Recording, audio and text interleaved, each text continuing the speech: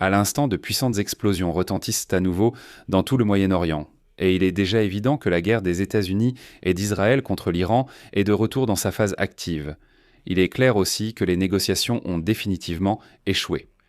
Pour faire court, selon la déclaration du commandement central des États-Unis, l'armée américaine a frappé l'Iran en réponse à la destruction d'un hélicoptère Apache de l'armée au large des côtes d'Oman. Le président américain Donald Trump a qualifié la riposte de très forte et très puissante. En réponse, l'Iran a lancé des missiles et des drones contre des cibles américaines dans la région. Le communiqué du corps des gardiens de la révolution islamique l'indique, tandis que les armées régionales sont en alerte maximale face aux missiles. Il s'agit principalement des pays du Golfe Persique.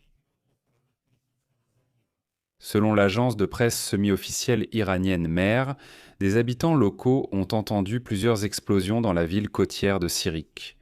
Des explosions ont également été entendues à Bandar Abbas et à Keshm, situés à la frontière du détroit d'Ormuz.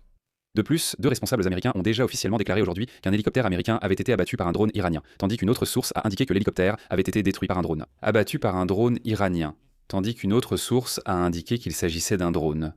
L'un des responsables a déclaré qu'il n'était pas clair si l'hélicoptère avait été abattu intentionnellement ou s'il s'agissait d'une erreur. Mais étant donné qu'Israël et l'Iran ont échangé des frappes la veille et que Washington n'y était pas vraiment opposé, tout indique que la guerre revient effectivement à une phase active. Parce que, il est évident qu'il n'est pas possible de conclure un accord.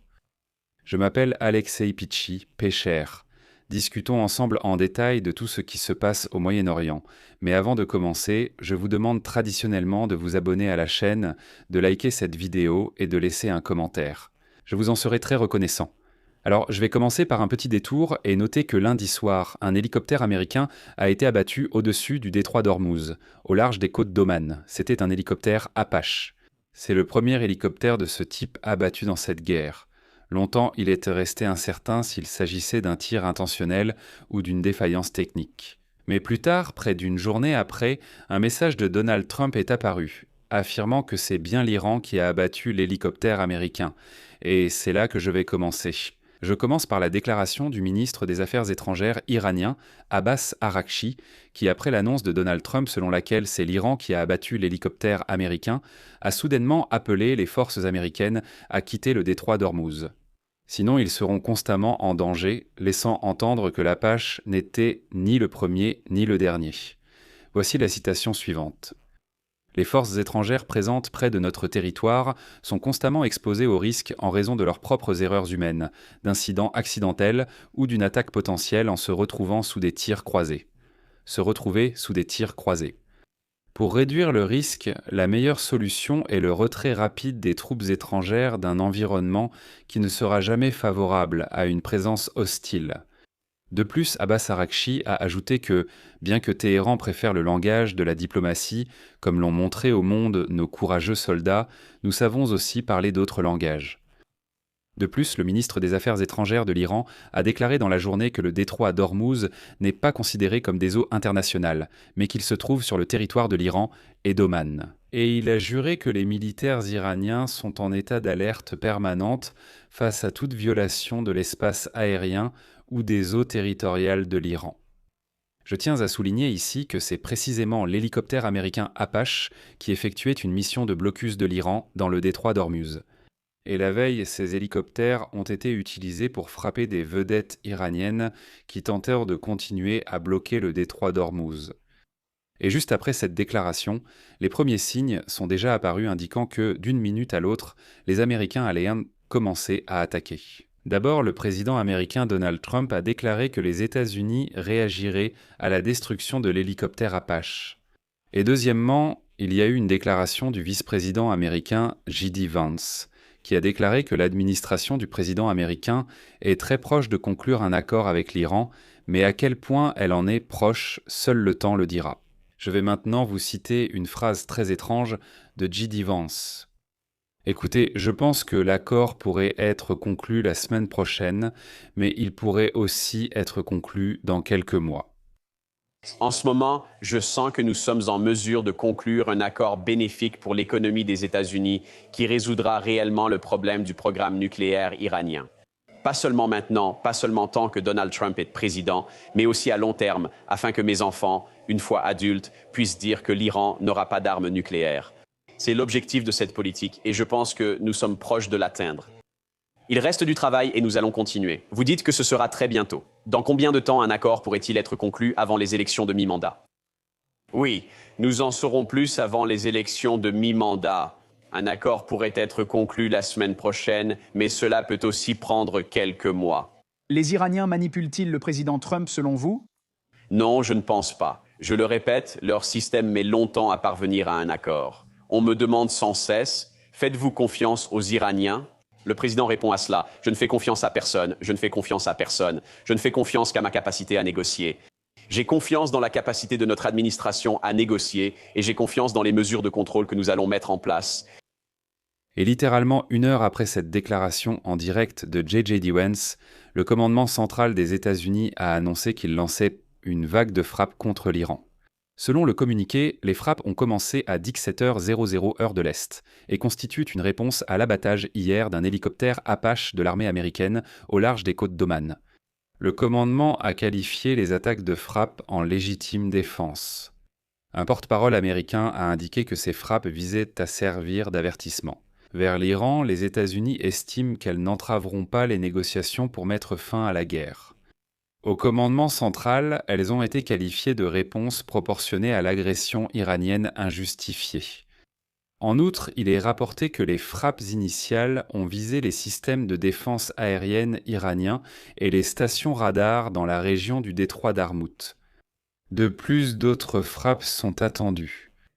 Une source au fait des circonstances dans lesquelles l'hélicoptère américain a été abattu a indiqué que c'est précisément un drone iranien Shahed qui l'a abattu lundi. Mais ils ont attendu presque une journée entière pour bien clarifier la situation et Trump préparait un ordre pour frapper l'Iran. Selon le président Donald Trump, les 2 pilotes de l'hélicoptère n'ont pas été blessés et ils ont été sauvés par une embarcation américaine sans équipage.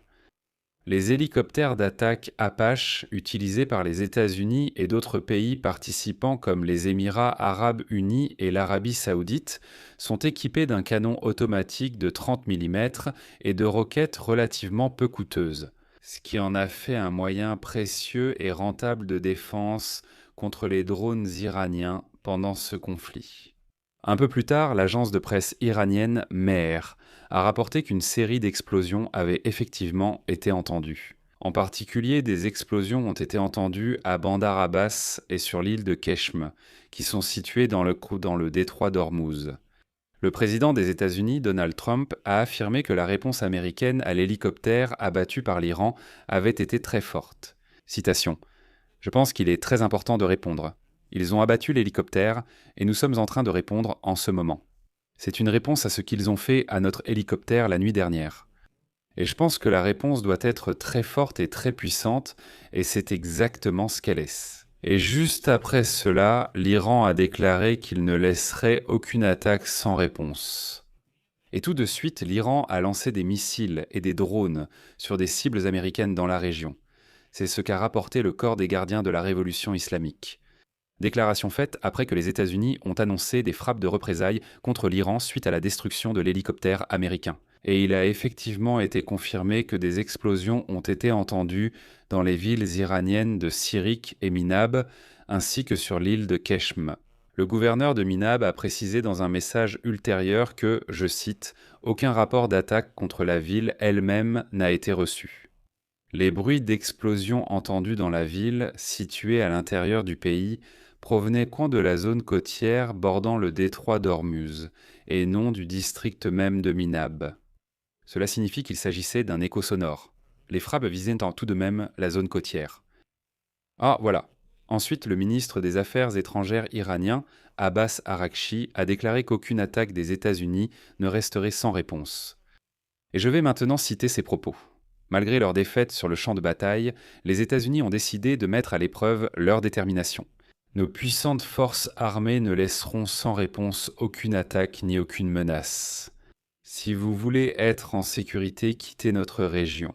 N'oubliez pas non plus qu'avant cette attaque, il y a eu un certain conflit entre Donald Trump et Binyamin Netanyahou.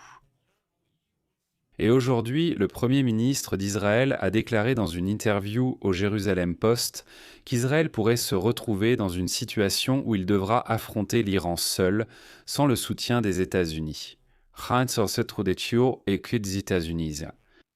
Comme l'écrit le journal, l'inquiétude grandit à Jérusalem à l'idée que le président américain Donald Trump puisse ne pas donner le feu vert à Israël en réponse aux attaques iraniennes, même sous la forme d'une frappe limitée ou symbolique.